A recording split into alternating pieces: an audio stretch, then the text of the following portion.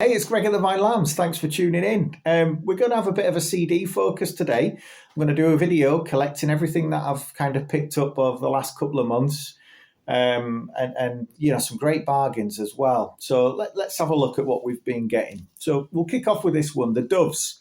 It missed me first time when this came out in 2020 on Heavenly Records. It's called the Universal One. Kicks off with a tune called Carousels, and it's just a stunning tune, that one. And the whole album really follows suit. It's really gritty, kind of northern indie rock. Jimmy Goodwin, the vocalist, has, such a sort of a deep, emotive voice. And I think he's on fire on this record. I really do. I know he's kind of going through some struggles at the moment, and they're on tour supporting James, I think it is, and he wasn't playing with them, which is a real shame. I mean, the other two lads are great, but you really do need Jimmy's voice there to sort of enrich the songs. Great album, Universal Want. Keeping in sort of like an indie sort of Manchester sort of frame here. I was watching a video from Gav Axman a couple of months back. He did a fall focus video, and I've got a few fall albums, but not very many. And I kind of wanted to sort of. They've done so much; it's almost an impossible task to sort of figure out where to start with the fall. So I found this. A couple of months ago we were down in London. Popped into Sister Ray, and they've got a great selection of CDs and records in there. And I picked up this one, The Fall, and it's called Fall 45, 84, 89 A-sides.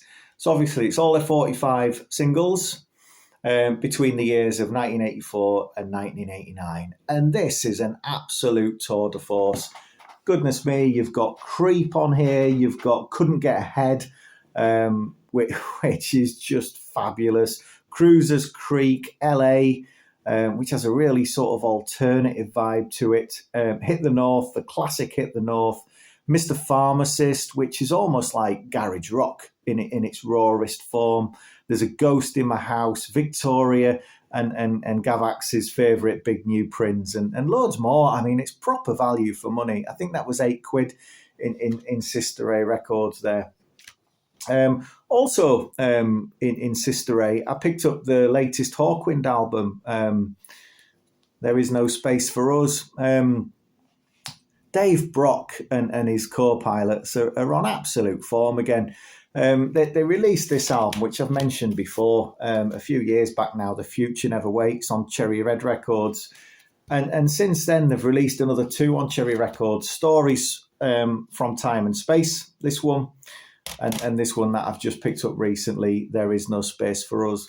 I really like the way that they're all presented as well aesthetically. They're all in these nice sort of digipack sleeves, and they come with a little booklet, and they're all on Cherry Red Records. And when you line them up on the shelf, they look absolutely fabulous. But yeah, Dave Brock, at the ripe old age of, I think he's knocking sort of late 70s now. He's as good as ever. He's as creative as ever, lyrically as strong as ever, and musically, they're pushing those space rock boundaries as well as they ever did. Great band. Sister Ray Records, I think that one was a tenner. Recently I was in Leeds and I popped into Relic Records. Now, I don't know if you don't know where Relic Records is, it's kind of near the Grand Theatre. It's opposite there in Leeds. And it's well worth the visit. If you ever find yourself in Leeds, they've got an upstairs which is dedicated to records, and they've got a downstairs which is dedicated to CDs. What I love about Relics is, one, the layout is really user-friendly. You've not got stuff too crammed in. You can flick between the records and the CDs comfortably without having to take a load out to look through. There's plenty of space. And two, you can't go in there and not come out with something that you want. You will always find something. It's well worth a visit. And I picked these two CDs up, both Neil Young CDs, at the great price of £5 each. Sure, they're second hand, but you wouldn't know it. And I picked up this Neil Young one, Sleeps with Angels, which was originally released in 1994. I've not heard this album until I got it recently, but it's really good. It's really good. Looking more into it, it's an album that was sort of in memory a little bit of Kurt Cobain. I think a lot of these songs are sort of built around, the passing of Kurt and sort of Neil's influence on the grunge scene and sort of paying homage to Kurt and everything that he did for that scene. Sleeps with Angels, lovely album. A really well considered collection of songs as well, beautifully written. And also one of his earlier CDs, earlier albums, this one, which is great with Crazy Horse. Everyone knows This Is Nowhere. And this is a real tour de force. Cinnamon Girl, it kicks off with Everyone Knows This Is Nowhere, Round and Round, Down by the River, a personal favourite of mine, The Losing End, Running Dry, and Cowgirl in the Sand. There is not a bad track on the album. Everyone, bingo. Now, prog's a bit Marmite, isn't it? Prog rock. I quite like prog, particularly older prog bands like Yes and Camel and a few others. They really sort of float my boat when I'm in that mood. But I've never really kind of explored more sort of recent prog music. And I was watching a video on YouTube. I think it might have been Classic Albums, something like that. I can't remember the name of the actual video, but the guy doing the video was talking about his favourite albums of 2025 last year, and this one came up, IQ and Dominion, and this is an absolute belter of an album. Lovely presented gatefold pack as well. 5 songs, they're all quite lengthy tracks, which seems to be the format, because I also picked this one up as well by IQ, called Dark Matter. This is, in my opinion, this is the better of the two. I can't stop listening to this one. I must have listened to it 10 or 15 times in the last couple of months. It's just, it sucks you in. You want to understand the music more and more and more. But this one is a really nice album as well. And I actually got these from the IQ website. They've got their own band page, and you can buy the CDs direct from the band. And if I can do that, I like to do that, because I feel like the band's probably getting a better deal that way. And I think they were like £12 each, including postage. So 2 great sort of modern prog albums there to sort of add to the collection. And finally, you may know one of my favourite sort of CDs is Gillian Welch. In fact, I'll just get it and quickly show you this one. This one, Woodland Studios. I've talked about this one before. I think it's one of the best sounding recordings in my collection, at least. Picked that up maybe sort of a year, 14 months ago, something like that. And since then, I've been on a bit of a quest to get more Gillian Welch albums and associated releases.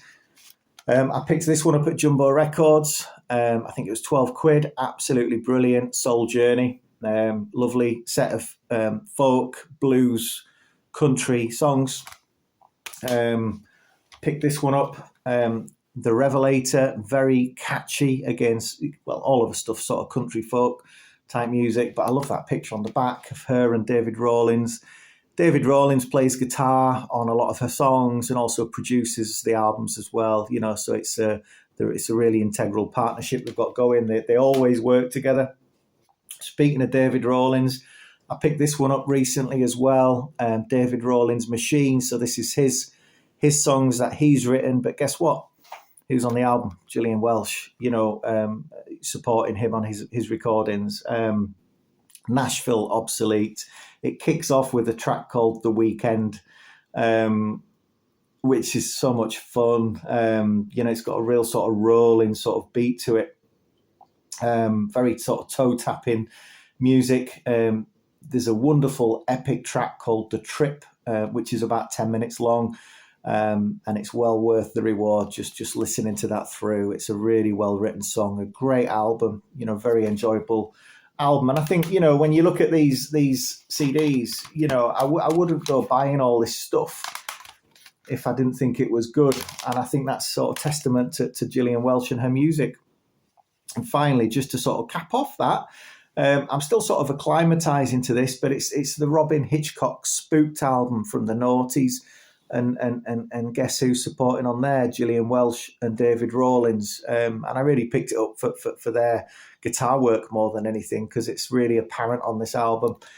Still getting to grips with Robert Hitchcock's voice. It's a very distinctive sound that he makes, but the songs are really well crafted. And I think when I listen to that more and more, I'll get into it more and more, and the rewards will be there. So yeah, some really enjoyable CDs there, a real mixed bag of music types.